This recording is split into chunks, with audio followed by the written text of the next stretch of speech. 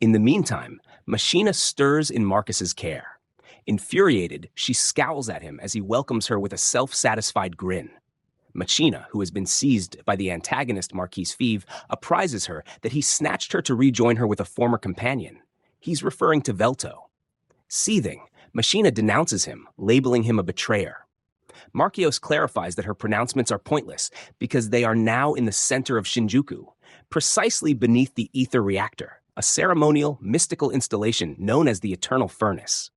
Thus, this furnace is an element of a scheme that utilizes the spirits of entities called the Immortals as sustenance to generate ether. The ether created by this furnace is then conveyed to the ether reactor, where it is transformed into electrical power and supernatural vitality to energize the entire metropolis. Incensed, Machina cries out that this signifies he exploited Ornard and Balmach as fodder for that foolish engine. Marquios verifies it, stating they were superb fodder, mentioning that their concluding instants were particularly captivating. Machina's rage becomes unrestrainable as she discharges a colossal surge of power. Nonetheless, Marquios engages a barrier to thwart the assault. He then expands on the Eternal Furnace, elucidating that the physiques of the Immortals don't perish readily, so he casts them into the furnace to meet their demise and yield immense quantities of electrical power and energy. Marquise then inquires of Machina if she recollects Sinol, the Duke of Retribution. He discloses that Sinol was the initial individual he employed as fuel in the furnace.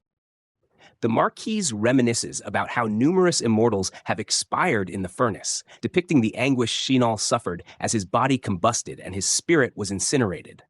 The suffering was unimaginable, and Sinol shrieked in excruciating torment until his life was ultimately extinguished. Akina, enraged, pledges to slay Marquios, branding him a callous simpleton. Marquios retorts serenely, cautioning her to control herself as her time has arrived. He proclaims it is her moment to become the bedrock of the metropolis, suggesting she will be utilized as sustenance for the furnace. Marquios divulges that he appeared personally to seize her because few individuals are aware of the ether furnace, and he desires to maintain its presence a clandestine matter. He further notes that the present fuel reserve is nearly exhausted, making this the ideal juncture for his strategy. The setting changes to Kohara, who is opposing the Demon Lord and Graham. She identifies Graham and astounds him by disclosing she is familiar with him from the archives. She alludes to him as the timeless champion who acted courageously throughout the Second War. Observing their alliance, she comments on how fascinating their association is. Graham advises Velto, "Entrust this senseless maiden to me," but Velto cautions him to be wary, as Kinohara's blade expertise may rival that of Shinol. Graham unsheathes his enormous sword, and their clash commences. Kinohara exhibits extraordinary swiftness, compelling Velto to withdraw inward while Graham obstructs her route to prevent her from pursuing him. As Velto leaps downwards into the abyss, Kinohara derides them, exclaiming, "You imbeciles! Your epoch concluded long ago, and you cannot vanquish me. You moron!" She then employs a formidable assault called Zero Base, striking with tremendous force and fracturing the barrier. However, Graham's exceptional intellect assists him as he utilizes his sword as a bulwark to deflect the onslaught. Kenohara sheathes her blade and metamorphoses into Magino, a preliminary next-generation Magino apparatus engineered by Zero Base. This apparatus, through the integration of weapon summoning, permits the operator to invoke it instantly via a trigger and equip themselves immediately. Graham swiftly recognizes that Kinohara is wielding a fifth-generation Magino prototype. Kinohara confidently details that while the fourth-generation Magino apparatus is the current conventional model, the fifth-generation Model Zero Base represents a revolutionary advancement. It is more compact, lighter, and considerably more proficient, displaying significantly improved energy production and usage.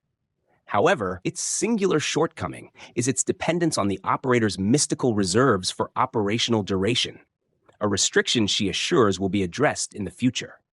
She rushes at Graham with incredible velocity, taunting him by calling him a precious trial participant for Zero Base and stating he should feel privileged. Graham snarls in exasperation, instructing her to cease her rambling. Like her commander, Kenohara easily hurls him aside, mocking him for being a vestige of the past. She criticizes his weapon as antiquated and emphasizes that even his familiar pattern is archaic. Meanwhile, she parades her state-of-the-art equipment and contemporary training. Graham counters her haughtiness mid-combat, asserting that the standard of equipment does not dictate triumph. Only proficiency and determination do. As Kohara unleashes her might, her strikes are rapid and persistent. Graham manages to block her blows with his sharp senses, but struggles to find an opening against her advanced apparatus. He marvels at how daunting the Zero Base is, grateful he never encountered such innovation during the metropolitan conflicts. Scrutinizing her assault patterns, Graham discerns a crucial factor. Her magic only engages when her sword is completely unsheathed. He points this out, but Kohara grins, conceding it's accurate, labeling her magic lightning draw. She appends that his uncovering is useless because her victory is predetermined due to the sheer dominance of her Magino apparatus and combat proficiency. Irked by his statements, Kohara proclaims, "It's time to conclude this," and initiates an all-out offensive. Despite her hostile strikes, she cannot land a decisive blow. Graham notes that many have attempted and failed to hit him before, acknowledging his battle-hardened nature. Nevertheless, Kohara declines to surrender and continues her unrelenting assault. Graham retaliates with his Earthglaive incantation, but Kohara obliterates it effortlessly. He pursues with another incantation, which also proves inadequate to counter Zero Base. Ultimately, he employs a potent fire orb attack, exhausting Kohara and putting her defenses to the test.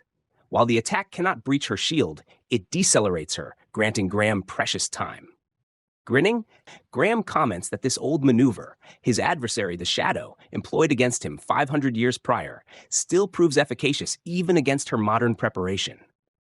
This infuriates Kohara, who demands he cease undervaluing her. She attempts to strike him again, but fails to overpower him. Graham calmly responds, "If all you've accomplished thus far was sufficient to defeat me, I wouldn't merit the title of hero." Resolute, Kohara vows to vanquish him, shouting, "It's inconceivable for me to yield to you and your corroded sword." Graham laughs, answering, "Is that how my sword appears to you? There are still those who require a hero, and this sword will eternally retain its radiance." At that instant, his sword transforms, radiating a brilliant ray of light. "This is my ultimate assault," Graham declares, "the blow that vanquished the Demon Lord. Etch this into your memory. Observe the light of this everlasting sun." He charges at Kohara with tremendous force, sending her plummeting to the earth. As she struggles to recover, Graham remarks, "It's been a considerable period since I've unleashed this assault. And even though it's restricted to a single strike, I'm astonished your Magino gear shield resisted it. While this blow wasn't as forceful as it was when I defeated the Demon Lord, I'm impressed it didn't terminate you outright. Perhaps you should concentrate on why I triumphed rather than why you were defeated," he adds. 5 centuries of expertise isn't something you can disregard. After all these years, I've acquired the right to be termed a hero. Kohara bitterly retorts, "I assumed you'd be proceeding to Markios. He doesn't require your assistance to manage anyone. Even your Demon Lord couldn't envision standing against him in direct combat. Markios is substantially stronger than you. Stronger than anyone." Graham grins, knowingly preparing himself for whatever transpires next. He chuckles derisively, saying, "I presumed you were an astute woman, but you uttered some genuinely absurd statements. I'm the sole individual who knows Markios' winning strategy. I'm certain even he doesn't realize its full capability. Anyone who observes it will be engulfed in a sea of despair. Yes, he's formidable. I can guarantee that as the one who just conquered you." Kohara, wounded and depleted, inquires, "Aren't you going to eliminate me?" Graham responds with a smirk, "I have no genuine motive to eliminate you. You no longer possess the strength to combat me, so there's no necessity. You challenged me and survived due to your aptitude. My function is to prevent individuals like you from reaching Veltol or interceding. You'll manage the remainder." Abruptly, a volley of assaults pours down from every direction. Graham swiftly raises a shield to safeguard them both as monstrous beings emerge from the obscurity. Graham watches the chaos unfold and comments, "Looks like that attack was meant for both of us." With determination in his eyes, he steps forward. "Guess it's time for me to take on the role of a hero and help those in need." The scene shifts to Markios, who stands before Makina, radiating a dark sense of triumph. He sneers, "Let's end this pointless conversation. All I need to do is throw you into the eternal furnace. It'll ignite on its own and burn your spirit to fuel this city. Perhaps your spirit will burn brighter than the others since it's stronger. Soon, all immortals will be wiped out, and I'll become the true Demon Lord of this world. It's time to say goodbye." With that, he hurls Makina into the furnace. As she falls, memories of Velto flash through her mind. Just before she reaches the furnace, Velto appears, catching her in midair. With a smirk, he says, "You really know how to give up too soon."